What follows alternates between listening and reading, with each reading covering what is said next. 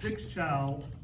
He's a graduate of King University, King College, and he cut his teeth in banking. So there's a lot of parallels there between Mr. Depriest and I. So, but I don't know if he really needs an introduction. I think pretty much everyone in here knows Greg. But one of the things that stood out in his bio was that the loss of his father at a young age of 13, which naturally would have an impact on anyone's life, but it influenced him as far as his focus on the next generation of young people. And as Kiwanis, that's our drive. That's what we do. So appreciate that and that emphasis on young people. But as I mentioned, Greg got his degree in business administration from King University. Started his career in banking at First United Bank of Mississippi. And after 11 years in the financial services industry, he accepted the lead pastorate of Christ Fellowship in 1992, growing that church from around 60 to over 2,000 people. So it's a pretty amazing story there. Greg and his wife Denise have been married at least 33 years, maybe more than that. So 38 now. 38. So I thought it might have exceeded that a little bit. So, but Denise, she is a graduate of Milligan College. I don't know if there was any rivalry there between King and Milligan. Try to keep it simple. Keep it understands. I work with a gentleman that's a graduate of Milligan. So, but they have two children. Nicholas graduated from the University of Tennessee with a degree in business and is a captain in the United States Air Force. And then their daughter Emily graduated with a degree in accounting from East Tennessee State. And she is with Carr, Riggs, and Ingram in Nashville. And Denise, she is in the financial services industry as well. Greg, he's very down to earth, very good guy. But I think that enables him to effectively communicate. And hearing some of the stories with him at lunch a second ago, I can understand that. So, but he aspires to set an example of servant leadership, and very diverse background. Previously working with Mountain Mission, now serving there in a volunteer capacity, and he is on the board of directors at First Community Bank, and then his full-time job is president of Strategic Growth Logistics, the Amazon delivery service in Bristol, Virginia, where he received the Fantastic Plus, which is Amazon's highest score for excellence. So without further ado, Mr. Depriest.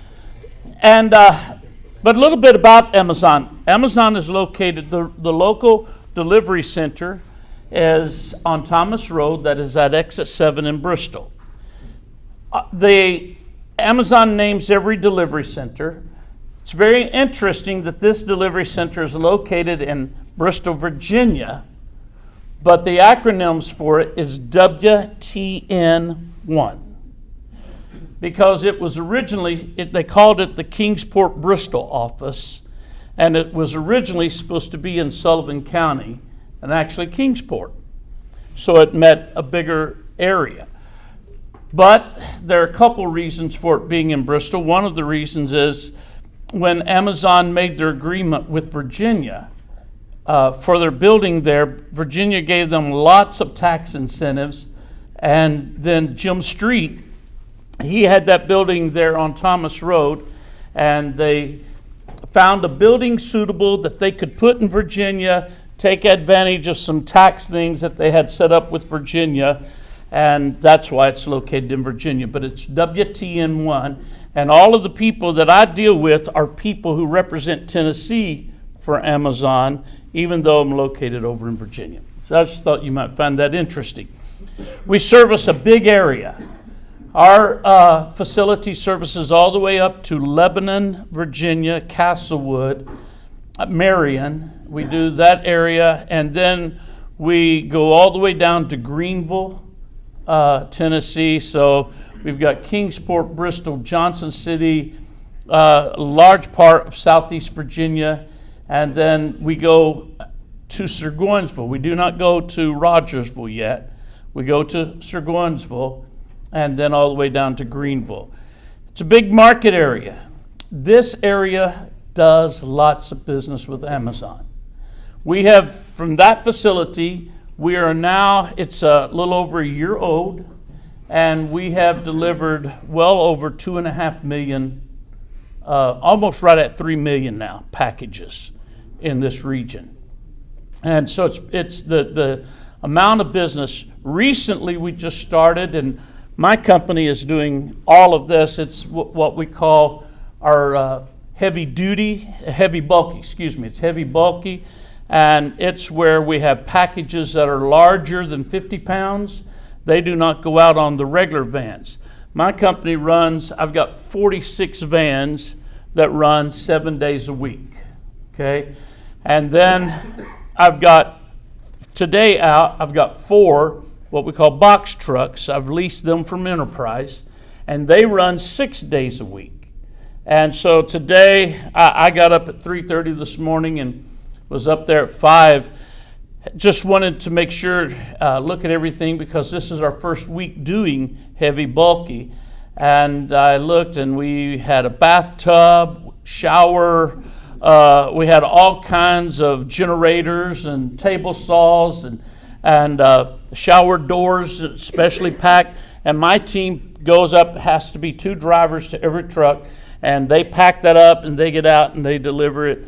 And that was as far, they were in Greenville, Jonesboro, Johnson City, Kingsport, Gate City, and then I had some in Marion. So between 4 trucks, they're running that big of a route today. So it's quite a bit of area that we cover. Whenever I first started this, some of you may know Ken Froelich, and Ken has been a real close friend of mine. And when I was stepping down from pastoring, I grew up in the logistics business, and so Ken said, "What do you want to do?" And I said, "I'm going to have a logistics company." And people asked me, "Well, how are you going to have a logistics company?" I said, "I don't know. But I'll get 1 truck, and one day I'll own a bunch of trucks, but I'm going to start out in logistics." That was my goal when I left the church. Ken and I got to work looking at it together. He said, "Let's be partners," because that was his business. And when he came here, and we started looking, we would travel and look at different companies that were for sale, and we couldn't find anything that we were interested in. And in the meantime, Ken moved to Nashville, and we would talk almost every day. And he said, "Greg, have you read anything about this Amazon deal?" And I said, "No." He said, "I'm going to send you this article. We may need to check it out." So he and I checked it out, and we talked, and he said, "Let's both apply. If I get it, you'll be my partner. If you get it, I'll be your partner." I said, "That sounds like a good deal." And so we both applied, and we both got it. And now then we got to figure out what to do with that. It's a long process. Amazon's processes are incredibly interesting. This company, before you get a package, over 48 hands have touched that package. So everybody, when they start talking about Amazon, they want to talk about robots, they want to talk about automated delivery and drone delivery. Jason can tell you, you can't get enough drones in the sky to deliver what we deliver. And so there's a lot of talk about things like that, when the truth is, it's just a people-intensive business. At Bristol, between the delivery drivers and the people that work at night, they were in there. When I got in at about 5 this morning, they were already getting everything ready for our drivers. And if you'd love to see it sometime, get with me, because it's a fascinating process to see how it all gets ready to get to you. So the trucks come in, you got people sorting the packages, they're putting them in totes, they put them in carts, they get the carts ready for our drivers. When our drivers come in, they scan the carts, the packages are loaded in the truck by the driver. All the driver does is scan the cart and load the totes that all the packages are in into their van, and then they've got a 20-minute window to get that van loaded up and get out of there. And so it's very intensive with a lot of people. But between the people who work for Amazon and our drivers, At that Bristol facility, there's around 500 people employed. And so you look at that and say, wow, it's a lot of people. Amazon, Kingsport is huge. My vans deliver all to Kingsport.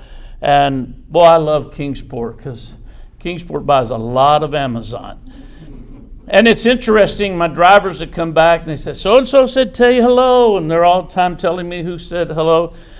And just to tell you a little bit about what Jason and I deal with every day, we're dealing with delivery drivers who deliver 7 days a week. So for my company, I've got just over 100 employees. And it's, you start your day with the safety meeting. And the first thing I say every morning is, every day is, what is at the end of every driveway? A mailbox. If you knew how many mailboxes I have bought. I have bought plenty of mailboxes. I am really good at fixing mailboxes now. So it's letting them know there's a mailbox at the end of every driveway. And then my second thing I say every day, I've done this now going on 4 years from Austin, where I started, all the way up to here. I say it every day. If an 18-wheeler won't go there, if you wouldn't take a Lamborghini there, you do not take my van there. So just to give you an idea, I was in Austin, Texas, and I had this really good driver, and I told them, do not get the vans on anything that grows grass. Okay? My tires are not to touch it. And it rained as it can do in Texas, and I get a call, one of my good drivers is stuck. Well, I've got at the time I had a Toyota Tacoma with the winch on it. I headed out there, and for some reason he tried to turn around in a field that had water that deep in it. So I looked at it.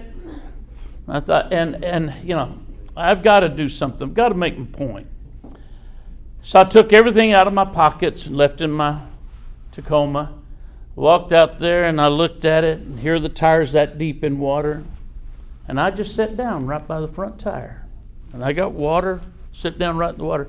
I said, sit down, let's talk about this. He said, well, I'm not sitting down in that. I said, yeah, it don't hurt. Come on, just sit down. It won't hurt you. Just sit down. No, man, look at you. You're all wet. I don't want to get wet. I said, look, it's just water. Sit down and let's talk about this. I'm not going to sit down. I said, well, I want you to listen to me. Don't you ever put my tires where you won't put your ass. He went back and he told them, he said, he's crazy. But I had to make that point. Then I had to go downtown. I had to go to my condo and take a shower and get back to work. It's just the joys of dealing with people. But we get to deal with that every day. And when you've got that many vans out, it's quite interesting. Amazon keeps expanding. I just got back from Nashville. We met with some of the top people from the corporate. And the vision and goal of this company is phenomenal. There are times I get incredibly frustrated. And then I go to that meeting at Nashville and I hear the vision. And it's like, wow, God, I'm so overwhelmed that you gave me the opportunity to be a part of something like this. When I hire people, everybody we interview, if I'm not there, my team tells them, I look at them and I say, use me to get to the next place you want to be in life. That's what I want you to do. I want you to use me to get to the next place you want to be in life. And if your life is not better after you've worked for me for 6 months, let's sit down and talk. Because I want your life to be better because you have worked with me. And that's my commitment to them. It's been interesting. Little Joe grew up here in Kingsport. And just a super nice young man. Had some drug issues. He's done well. He got out. He's got a good record, though. He went to work for me when I first came here. And Joe came to me the other day, and he had a big grin on his face. And he says, I've got pre-qualified on a home. And now then, Joe and his wife have a home. And he said, I never thought I would be able to get a home. And so this, for me, the joy is being able to give people opportunities. I was sitting with Jim McLaughlin one day, and Jim's headed up United Companies, and I was with him one day, and I told him, I said, Jim, I pastored for 25 years, and here's what I discovered. If people don't have a job, I guarantee you they're going to have poor relationships and they're going to have bad health. Having a job does not give them good relationships or good health. But not having a job is a guarantee of poor relationships and poor health. And I said, I don't care how much they go to church. I don't care how much they read their Bible. I pastored 25 years. I can tell you, if they don't have a job, they're going to have poor health and they're going to have poor relationships. And for me, giving people a job is one of the greatest ministries I know. And that's how I look at it. Every day I'm in ministry. I'm giving people a job, because when you give them a job, you give them hope. And so it's huge. Jason was on economic development, and I'm going to ask him to come up here and just share a little bit. But in this whole experience with Amazon, it is this giant. And so my first business coach in Austin, Texas, Amazon assigns all of us a business coach that's with the corporation that we use to talk to and gripe to and that type of thing. And my business coach, Awana, she looked at me, and she's from Poland. And she said, Greg, this thing is a monster. And just don't ever think you're very big, because this is a monster. You're just little bitty compared to this monster. And I thought about it, and I thought, okay, if Amazon is an elephant and I'm a gnat, how do I deal with this elephant? So one day I saw Awana, and I said, Awana, let me tell you. She said, I said, I choose, a gnat has several choices of where they can hang out, okay? One of them is at the end, and I don't want to hang out there. I said, I just choose to be in the eye. I said, because a gnat is small, but it can irritate you to death, and I just choose to irritate when I want my way. So that's been my modus operandi since I've been doing this with Amazon. It's my business coach, my other business coach took Awana's place. She came to me one day, and she's a super lady, April. She's an African-American lady. And she said, Greg, you are the most open-minded person I know when it comes to red, yellow, black, and white. But when it comes to green, you can just be mean. I said, absolutely. Don't mess with my money, okay? But the opportunities in this area are going to keep, around the world, really literally around the world, are going to keep growing with this company. I look at it, and people have different things they want to say, but Amazon has given me a great opportunity. It's given Jason a great opportunity, and every day we get to give other people opportunities. So it's an exciting time. It's intense. This company is run by a bunch of young people, and I literally mean young people. And when you see that a company this large can have so many people who are so young, who are making decisions on the fly, it's absolutely fascinating. And I love every minute of it. So Jason, give Jason Hudson a hand. This is a great guy right here. Share a little bit about you in Asheville, okay? Thank you, Greg. This has been a blessing for me to meet Greg and Ken and some others. And so those of you that know me, I was the Economic Development Director for Kingsport before John Rose. And it was just a privilege for me to work with the BMA. I see Mayor here. It was hard for me to leave. It really was. I was actually talking to Amazon. He was talking about how long the process was. I was talking to Amazon before I joined Kingsport as Economic Development. And that's how long it took for them to come to a decision, because they wanted to send me to New York, California, and I said, no, I want to be somewhere between Asheville and Nashville. I wanted to be in East Tennessee. I was working hard, even behind the scenes for economic development, to get Amazon to East Tennessee. And it was, again, they're a behemoth. And we have to sell our area. We have a fantastic area. We have godsends like John Campbell, Dave Locke. I mean, the people that we have in this area are phenomenal for what we've got. And I love it over here. So I'm gonna tell you, even though I'm with Amazon, I miss my former job. It was a lot more fun than what I'm doing now. But what I am doing now that I love is affecting people's lives. Yep. Because I have 80 drivers myself. Let me tell you a little bit about the compensation package we offer that we're able to through Amazon. This is how we change lives. I start at $18.25 an hour with full medical, dental, vision, 401k, and tuition reimbursement. That changes lives. We have professional drivers, and we tell them, and this is entry-level work for a large part, but they become professionals as they join us. And the culture that we build, the Right. leadership that Greg and I bring to the table, we are helping them through. We're half counselor, we're half coach, we're substitute parents, we're helping deal with relationships. I mean, the things that we do, I spend more time with my people than I do on the processes. And they need that. And the secret to our success, I have a 98% tenure rate. The reason why is because I coddle my drivers. I've got drivers I could have fired 3 times over and been squaring within the law. But we don't, because I know once you build them, you build that loyalty, and they do what they need to do. Being in a position to help people, help families, get that house, get that car. We buy, birthday, or we buy baby gifts, things like that. The things that we're able to do are just phenomenal. So now let me tell you how you can help us. One, when you get a delivery, say it was a great delivery if it was. If it wasn't, Or call me if it wasn't. or call us if it Yeah. wasn't. Yeah. Because with Amazon, one negative feedback is worth about 1,000 positives. That's the way the metrics work. Yep. We are held to that level of center. I will deliver 50,000 packages this week, and if I get 30 negatives, they consider that fair.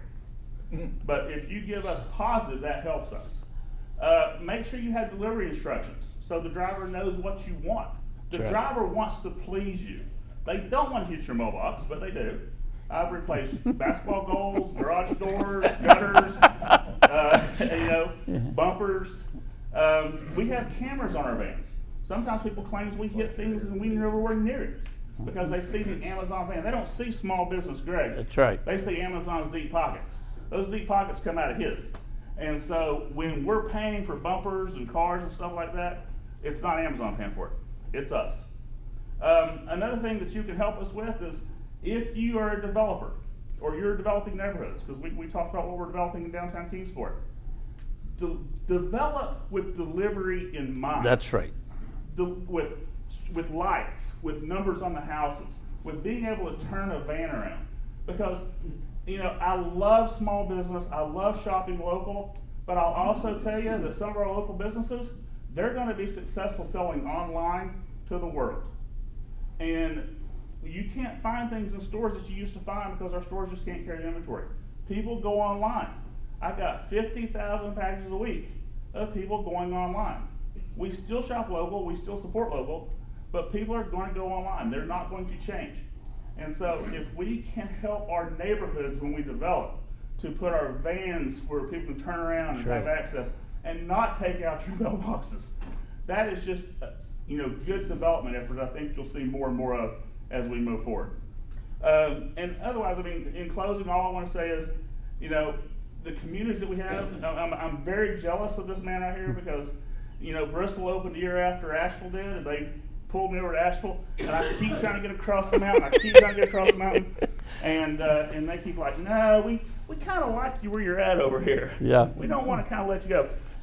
I will brag on my DSP real quick. We've been DSP of the month in our station for 7 months in a row, and awesome. that's the Kingsport spirit right there. And so we bring that across the mountain over to Asheville, and now we're bringing that back over here. So if I can ever get back on this side, he knows I'm wanting to join him over there. But I just want to say that, the support that our communities give us, both on this side of the mountain and the other side of the mountain, you all are critical to our success, and we want to be a part of your life to help you, because at the end of the day, what we all have in common is we're helping these drivers, these families, better their lives in a very meaningful way, and that's going to help our communities grow and prosper. So thank you. Excellent. Thank you, Jason. Thank you all for your time today. If you have questions, please. Yes. All right, how do we give the driver Amazon local the feedback that you're talking about? Okay, your app, when you get a delivery, you get the opportunity to do feedback on that app.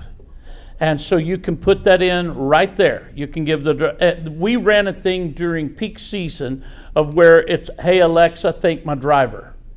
And for every driver that got thanked, they got $5? They got $5. That made a difference in their lives. I had drivers, they were writing notes on the thing. Please tell Alexa thanks for my delivery. That's big stuff. The bonuses they get, like Jason said, our minimum wage is $18 an hour. That is our minimum wage. And so our drivers, they love it, but we get bonuses. We give all the benefits. We give 401k, healthcare, but and many of my drivers, a huge number of my drivers, drive every day from Kingsport to Bristol, XS7. They're members of this community. Okay. Yes. Comment on your hiring process for acquiring all these drivers and trucks and stuff, starting from scratch. Okay, it's a fascinating process because it's so simple. The good thing about this area is there's always people wanting to work. I got more people that want to work for me than I can hire. So, and I've got my operations manager. She is 28 years old. She came with me from Austin, Texas, moved here, and she's a young African American lady. She moved here with me, 28 years old. I recommended her to Amazon to have her own DSP, and this young lady has been accepted that before Christmas season she will be going to Tallahassee, Florida, to where she will have her own business. And I looked at her the other day, I said, Tamir, you're 28 years old, and by the time you're 32, you'll be a millionaire. And I'm right, aren't I, Jason? She really will. This girl, she's talented. I said, you can be, and she made 6 figures with me last year, this past year. That was her. But we start them with Indeed. Our ads go on Indeed. I have a lot of people just call me because people around here know me, but I go through Indeed. Then I have an application on our website, my company. They go in there and they apply. Then my HR manager, Summer, she gets in touch with them. We usually bring them up to the station so they know where it's at, in a room, and that's where we do introduce ourselves. We give a video or a PowerPoint presentation of the company, what's expected. Then they have to go through a background check. They have to go through drug testing. Now, Jason, for some reason, he does not want his people smoking any wacky weed, okay? No, I'm kidding. Jason still tests. He's the only one in the Asheville station, but he still tests. But he's in Asheville. But I don't test for marijuana. I do a 4-panel test, okay? So I've got a 4-panel drug test. I basically have tremendous success with that. And then after they go through the background check, they go through the drug screening, and then they go through the onboarding. They have to go through KNETs, which is videos that they have to watch. Then they come in for a driving test. Now, that's what Amazon takes care of. On my end, every driver has to go with a trainer. And then I've got trainers, and they go with the trainers on a route. And then the first day they ride along. It's called a ride along. The second day, the trainer rides along with them while they do all the delivery.